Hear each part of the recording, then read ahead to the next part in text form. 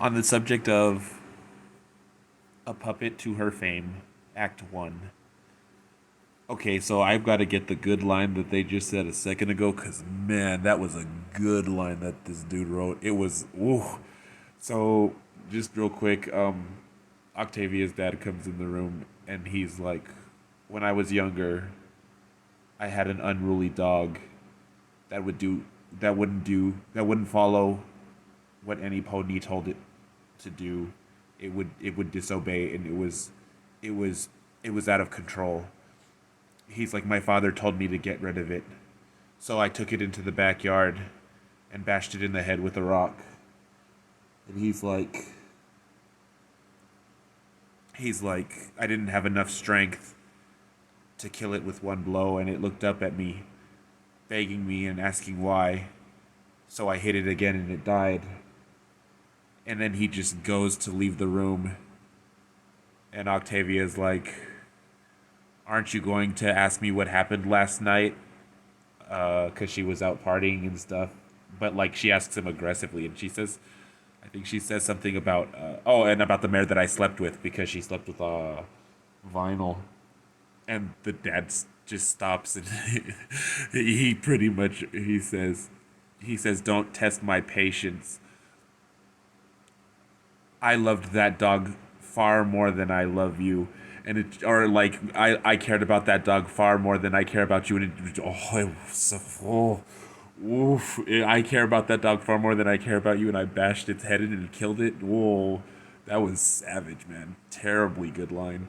Okay, so this story is a romance slash sad fic. It's basically it's an Octavia origin story, and I was really disappointed with it at first because I was like, this is just going to be a bunch of sad, and I don't like it because the last Octavia story I got, barring that really dumb, stupid one where Octavia was like the element of generosity, I think the last Octavia story I got was the one where she liked rarity, and that one was really good. I really enjoyed that Octavia story. It was fun, but it was too short. This one, this one is absolutely phenomenal so far. So what happens is, she's an earth pony that two unicorns had her, and they treat her like absolute garbage. She's not a unicorn, obviously, and they are like they want a musically talented pony, and earth ponies obviously struggle with that because instruments are hard to play. Playing instruments with hooves. So what happens is they're real mean to her. They beat her and they make her do the same things over and over again. And it's not that make the same things over and over again. They make her do like musical stuff, study, no friends, stuff like that. And her life is like just really bad. She's really good at music. It's really weird. There's like an overarching like deity type thing. Like when she gets her cutie mark, it's because she hears music in the in the attic. So she goes up there and like she falls from the attic and like hurts herself like super bad. But when she wakes up, she has her cutie mark, and then like from that point on, she can hear music, like dependent on her mood. Like when she's happy, like she gets like inspiration to write like really good happy music, and when she's scared, it's like scary like pounding music and stuff like that. And when she like doesn't want to do stuff that has to do with music, like there's like hooks that come out of the sky, like unseeable hooks, but by her, and they like force her to do what they want. Like when she goes to her first recital to it's not a recital. It's like a test so that she could whoever they pick gets to be part of an orchestra or whatever. So like she doesn't want to go on because she's nervous. Her mom's always using her bow tie to like basically just almost kill her. She tightens it with her magic, and since like Octavia is an earth pony, it's like impossible for her to like loosen it. So like she tightens it and tightens it and tightens it until like Octavia almost like passes out, and then she loosens it. Um, but she does that to her at that test, and like she's nervous to go on, and she's like super hurt because she did that to her or whatever. But the hooks come out and they like grab her and they like take her on stage, and like once she's playing or whatever, she doesn't have to, like they leave. and it happens often. So she becomes part of the orchestra because obviously Octavia is the best like cello player. Um, and after their first, like, she makes friends and she's like really glad because it's like great and she doesn't have to be with her parents. So like, unfortunately, this story is one of those alcohol ones. I told you people really like their alcohol angles with the ponies. I don't know why. And what's weird is Berry Punch is never in them. It's like Berry Punch was the like designated drunken pony, and like you guys like your ponies drinking all the time, and they don't. Anyways, um, Lyra is like, you want to go to a bar, to a club, and Octavia's like, heck yeah. She's not like heck yeah. She's like super prim and proper, but she's like, yeah, I'll go. So they go, and Bon Bon's there, and they meet up with Bon Bon, and Scratch is playing the set. She's like DJing or whatever, and Lyra gets Octavia super hammered, and like she throws like they meet they Vinyl meets Octavia, and they're all like talking or whatever, and like Octavia throws up on Lyra, and it's super funny. And like Bon Bon takes Lyra home or whatever, and Scratch takes Octavia home, and they sneak her into the house. But well, the chef helps her sneak into the house, but like they still find out the parents or whatever because like Octavia's so loud that they can hear. So like her mom comes in and like the chef had made her soup, and like the mom like pours the soup into her mouth and then like magically seals her mouth. It's like horrible. And like it's describing like how like the soup is hot and she tries to swallow but she coughs too and it seals her like airway, and then like she can't swallow and she can't cough and it's just like a nightmare. And she like eventually gets it down and like she almost throws up, but like she can't throw up because like the mom is like she forces herself not to throw up because the mom like will seal her mouth, and she can't breathe either because the mom's doing the thing with the like the bow tie and stuff. And so anyways, what happens is I want to point out too with this story, it's really cool that it doesn't have like bad words. Like it is, I'll get to how brutal it is in a second, and I'll talk about the brutality and some of the stuff they talk about. But like, it's a brutal story, like more so brutal than mine. Mine is kind of just like maybe there'll be a death, two deaths, three deaths, like with the thing, but like this one deals with some heavy stuff. So, anyways, after that, Octavia goes again to the thing. It's because the parents can't stop her from going to the orchestra because Octavia is literally making them money. They're basically losers now. Like they were famous before, but they're losers and they're losing their fame even more. So they have to rely on Octavia like carrying them. So they can't stop her from going to the orchestra thing. So what happens is she's like, let's go to the club again, and Lyra's like, let's go to a bar. And she's like, all right then, I guess. And she's like, Vinyl and Bon Bon will be there, so it's not like we won't have fun. And like Octavia's like, oh, okay, like cool. So like they go to the bar or whatever, and Scratch is performing there as well, and Octavia's like, what the heck? Like, does she just perform everywhere? And Lyra's like, well, it's because like she's saving money to go to Ponyville or whatever, to move to Ponyville, not to go to Ponyville. And what happens is, um, Scratch and Lyra challenge each other to a drinking contest, and Octavia and Bon Bon go and they kind of talk alone, and what happens is like some stallions come in or whatever, and like Bon Bon's like, let me show you how to get free drinks or whatever. So like they flirt with them or whatever, and they go and get them drinks and stuff, and Octavia really likes the drinks because like Lyra was slamming her with like super hard stuff like vodka, and like the drinks that they gave them were like martinis and stuff. So I guess they're like more like soft and delicious as opposed to hard and like just supposed to get you drunk. And yeah, Octavia chugs hers, and like Bon Bon's gonna drink hers, but like Scratch slams into her and knocks the drink out of her hand or out of her hoof, and like I didn't really think about it. I was obviously you do think about it after, but like the stallion, like Scratch is like, sorry fellas, but we're the girls are taking off or whatever, and like the guy gets really mad, and like his friend pokes him in the side, and he's like, well, if you wanna come hang out with us after, like if you change your mind, like we'll be here or whatever, because he had asked them to go to their house like to an after party, quote unquote, and what ends up happening is like Lyra's like done. Like Scratch wrecked her in the drinking contest, so so Bonbon has to carry Lyra home, and Octavia's like super hammered and tired, like she's like just like done, and like Vinyl is like carrying her home too, and like it's like yeah, like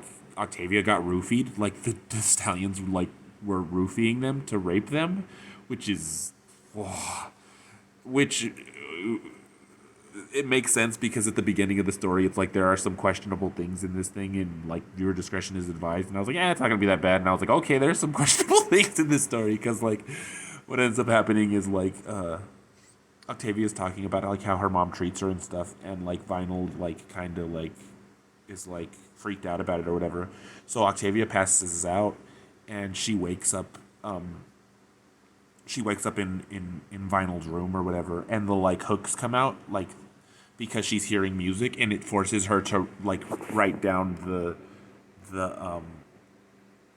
the music, and like she tries to stop because she wants to like think, but she can't. She has to write down the music. Like the hooks are forcing her to, and she kind of books it because like Vinyl starts to stir and she like doesn't know what to do. It's kind of weird because like it's talking about how like she wants to stick it to her parents and be like you like I slept with a stallion or whatever, haha, like what are you gonna do about it, blah blah blah, because she's like if they kick me out or they disown me, like that would be the best thing anyways, like I'd be super happy. But then like she realizes is it's Vinyl, and like she feels like even worse. So like there's a lot of directions that this could go because um like yeah, it could go the like it's really weird. I forgot to mention real quick. I'll say this first. It's we already view Tavi and Scratch as a couple, so it's normal to see them get together. But like, it's really weird here because like it seems like Octavia is like really unhappy that she slept with Vinyl because she's a girl and it's like unacceptable or whatever. Maybe she's scared. Um, but I was also gonna say at the beginning of the story, it kind of alluded to like that Octavia killed her parents and Vinyl left. So we're kind of working towards that to see what happened.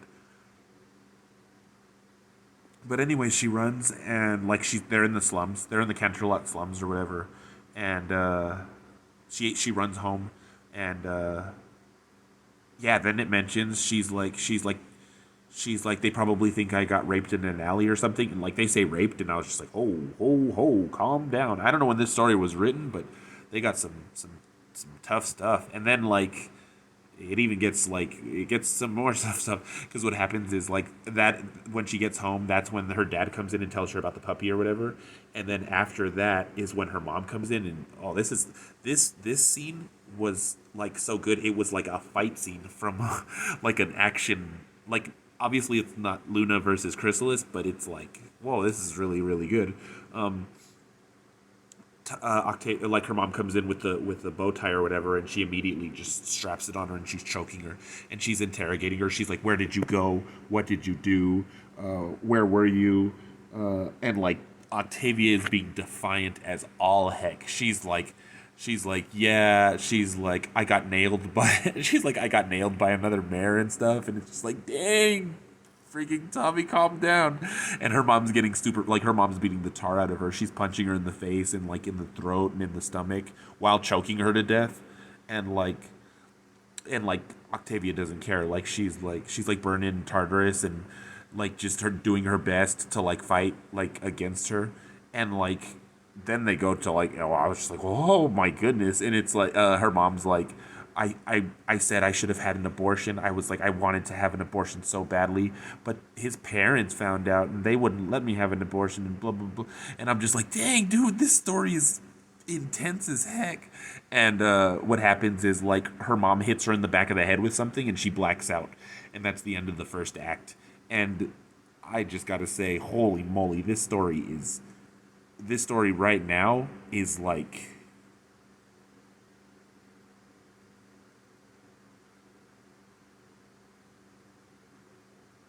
if I'm being honest, this story this story at this point is probably the best story I've heard at this point.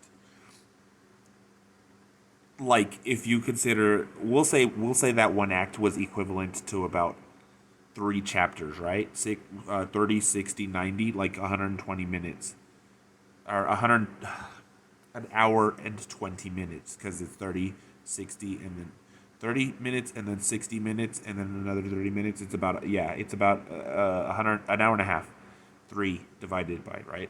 So, like, if you go three chapters into Timeless, or you go three chapters into Integration, or you go three chapters into, say, Into the Depths, this story,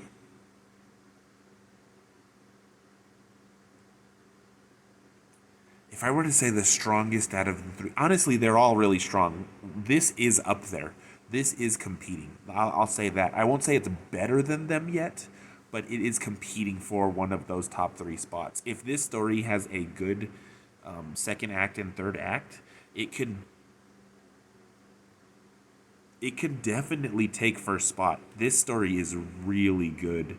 I don't think that'll happen because it has to be like, it basically has to be like flawless, because to take Timeless's spot, you need to be like flawless. Like, if you don't have Luna in your story and you don't have Celestia in your story, you have to be flawless.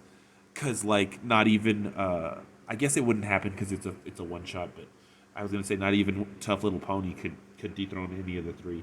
Um, but this story is, it feels like so real. It feels like, so Into the Depths was so amazing because it felt like you were in the depths with Celestia, right? Integration was so amazing because the Luna versus Chrysalis fight was like a pitch perfect roller coaster of anger. The dude did everything perfectly to have that fight. Luna being like, if you if you want me as a prisoner, you're going to have to earn it. Luna wrecking everyone and being awesome. Chrysalis being a snake and just, just being horrible. Her transforming into Celestia and just, oh my gosh, just making me so mad. And then Luna, like, quotes, losing and getting potted, but then Luna being like, "Yeah, no, I don't think so. I'm Princess Luna," and coming out of the thing, and then Luna again fake out losing, and her just laughing and being like, "That's not anything for me. I'm Nightmare Luna," and then just destroying. Like, that was that chapter, that the whole everything that happened with Luna forward, once Luna came into the story physically, not just in dreams, but came into the hive and did everything and forward, that story became like a 55 stars out of 3 stars. However, it was just amazing. Timeless, Timeless is amazing because it gives us a character like Shifting Sands, who is phenomenal and should be a real character. It gives us Luna being insanely, insanely happy, which I want her to be, and it gives us real how they should be, like with Celestia, her power and how strong she is, and Luna as well. These are all things that are really strong. What what this story does is it makes you feel like you are with them. It feels real. It feels like you are with. It feels like you're kind of like a fly on the wall, and you're watching these ponies do these things, and what they're doing is real, and it's so good at that. Um, the emotion is there, the descriptions are there, the brutality is there. This guy is doing an amazing job so far. I'm super excited to see more, and this is right now a way more than 5 stars out of 5 stars. It's like 100 stars out of 5 stars, and I want to listen to the next part already, but it's like an hour long again, and we're getting late into the night, so I'll have to wait until tomorrow. Lord willing, of course.